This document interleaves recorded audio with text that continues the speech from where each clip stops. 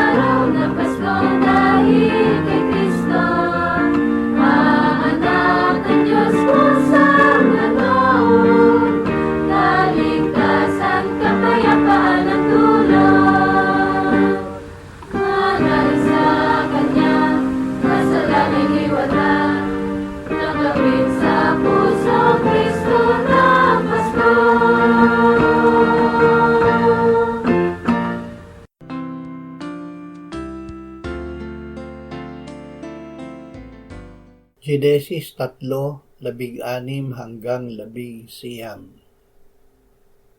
Sinabi niya sa babae, "Pararamihin ko ang paghihirap mo sa iyong paglilihi. Manganganak kang may paghihirap, ngunit ang iyong pagnanais ay para sa iyong asawa at siya ang mamumuno sa iyo." At kay Adan ay kanyang sinabi, "Sapagkat nakinig ka sa tinig ng iyong asawa at kumain ka ng bunga ng punong kahoy na aking iniutos sa iyo na huwag kang kakain niyon, sumpain ang lupa dahil sa iyo. Kakain ka mula sa kanya sa pamamagitan ng iyong mabigat na paggawa sa lahat ng mga araw ng iyong buhay. Mga tinik at dawag ang sisibol doon para sa iyo at kakain ka ng tanim sa parang. Sa pawis ng iyong mukha ay kakain ka ng tinapay hanggang ikaw ay bumalik sa lupa, sapagkat diyan ka kinuha. Ikaw ay alabok at sa alabok ka babalik." Kasalanan ang dahilan. Ang dahilan ng ating mga paghihirap at kapighatian ay kasalanan. Kasalanan ang pumukaw ng galit ng Diyos at naglagay sa tao sa ilalim ng sumpa. Ngunit hindi kalooban ng Diyos na tayo ay manatiling patay sa kasalanan. Ito ay dahil sa kanyang pag-ibig na pinatunayan niya nang si Kristo ay namatay para sa atin noong tayo ay mga makasalanan pa. At kung noong tayo ay mga kaaway pa ay ipinagkasundo tayo ng Diyos sa kanyang sarili sa pamamagitan ng dugo ni Kristo, lalo ngayon ay ililigtas niya tayo sa pamamagitan ni Kristo na muling nabuhay at ngayon ay buhay. Awit 5:3-5. O Panginoon, sa umaga ang tinig ko'y iyong pinapakinggan.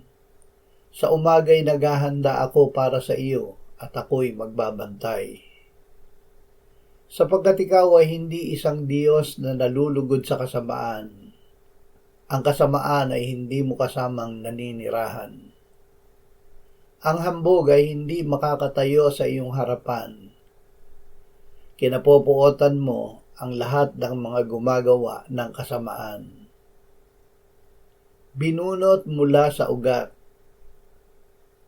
Lubos ang pagkamuhi ng Diyos sa kasalanan, kaya't ginawa niya ang lahat upang bunutin ito mula sa ugat at lubos na alisin sa atin. Gayon na lamang ang pag-ibig ng Diyos sa atin, kung kaya't ibinigay niya ang kanyang bugtong na anak, upang tayo na sumampalataya sa kanya ay huwag mapahamak, kundi magkaroon ng buhay na walang hanggan. Si Kristo ay namatay para sa ating kasalanan. Sa pamamagitan ng kanyang kamatayan ay dinurog niya ang ulo ng ahas, ang diablo na ugat ng kasalanan, at winasak ang kanyang mga gawa.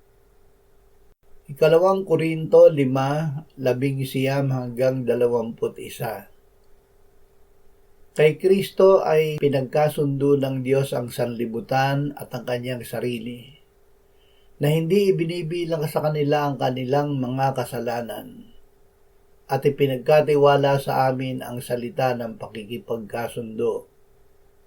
Kaya't kami ay mga sugo para kay Kristo, yamang ang Diyos ay nananawagan sa pamamagitan namin. Kami nananawagan sa pangalan ni Kristo na kayo'y makipagkasundo sa Diyos. Para sa ating kapakanan, ginawa niyang may kasalanan siya na hindi nakakilala ng kasalanan, upang sa kanya tayo'y maging katuwiran ng Diyos. Inalis ang kasalanan. Ibinigay ng Diyos ang kanyang anak upang alisin ang kasalanan. Diyos ang gumawa upang tayo ay lumaya, hindi lamang sa parusa at sa sumpa, sa pagkabalisa at takot, kundi sa kasalanan mismo. Si Kristo ay ginawa ng Diyos na kasalanan noong siya ay namatay sa krus para sa ating kapakanan.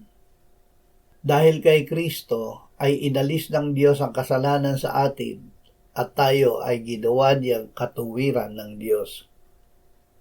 Juan 8, 31, 32, 34 at 36. Sinabi ni Jesus, kung kayo'y mananatili sa aking salita, tunay gang kayo'y mga alagad ko. At inyong malalaman ang katotohanan, at ang katotohanan ang magpapalaya sa inyo. Katotohanan ang sinasabi ko sa inyo, ang bawat nagkakasala ay alipin ng kasalanan. Ang alipin ay walang palagiang lugar sa sambahayan.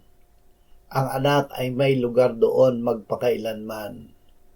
Kaya't kung kayo'y palayain ng anak, kayo'y magiging tunay na malaya. Inalis ni Jesus ang kasalanan.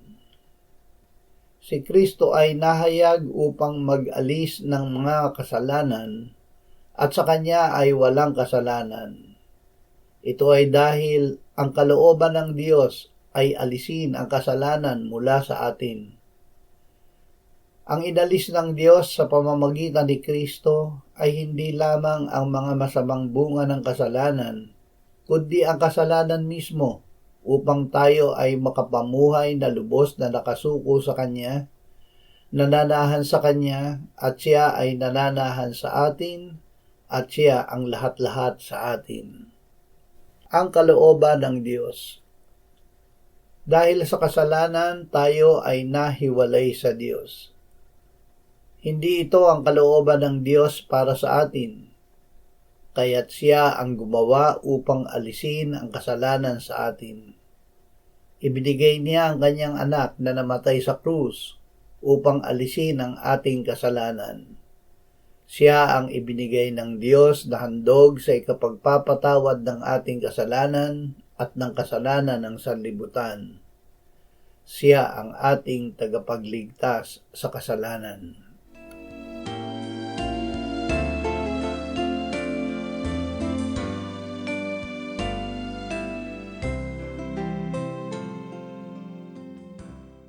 Manalangin tayo. Panginoong Hesus, sinabi mo, malibang kainin ninyo ang laman ng anak ng tao at inumin ang kanyang dugo, kayo ay walang buhay sa inyo. Ang sino mang kumakain ng aking laman at umiinom ng aking dugo ay may buhay na walang hanggan, at akin siyang muling bubuhayin sa huling araw. Sapagkat ang aking laman ay tunay na pagkain at ang aking dugo ay tunay na inumin. Siya na kumakain ng aking laman at umiinom ng aking dugo ay nananahan sa akin at ako sa kanya. Kung paanong buhay ang Ama na nagsugo sa akin at ako ay nabubuhay sa pamamagitan ng Ama, gayon din siya na kumakain sa akin, siya man ay mabubuhay sa pamamagitan ko. Panginoong Hesus, aming tagapagligtas, tinatanggap ka namin sa oras na ito bilang aming tinapay ng buhay. Tinatanggap namin ang iyong katawan na ipinako sa krus, namatay, inilibing, binuhay na muli, at iniakyat ng Ama sa kanyang kanan sa langit bilang aming tunay na pagkain. Tinatanggap namin ang iyong dugo na nabuhos sa ikapagpapatawad ng aming kasalanan bilang aming tunay na inumin. Manahan at mabuhay ka sa amin upang kami ay mamuhay sa pamamagitan mo kung paanong ikaw ay namuhay sa pamamagitan ng Ama. Salamat, Ama, sapagkat dahil kay Kristo, kami ngayon ay nakapamumuhay kasama mo kaisa ng Espiritu Santo. Sa iyo ang lahat ng kaluwalhatian, ngayon at magpakailanman. Amen.